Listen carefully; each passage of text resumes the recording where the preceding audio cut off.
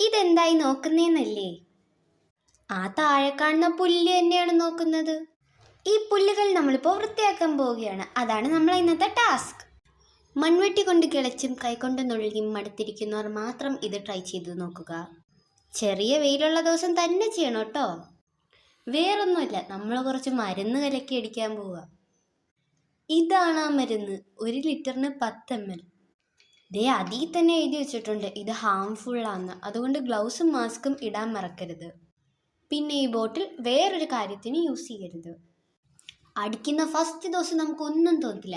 But പിറ്റേ ദിവസം ആകുമ്പോൾ നമുക്കിങ്ങനെ കാണാൻ പറ്റും. പിന്നെ നമ്മളെ പ്രിയപ്പെട്ട ചെടികളിലൊന്നും വീഴുത് ഇതേ കണക്ക് കരിഞ്ഞു പോകും. പിന്നെ ഇത് പയ്യെ പയ്യെ നശിച്ചു പോയിക്കോളും. ഇനി നിങ്ങൾ കരുതും ഇത് ചെറിയ പുല്ലായതുകൊണ്ടല്ലേ എന്ന്.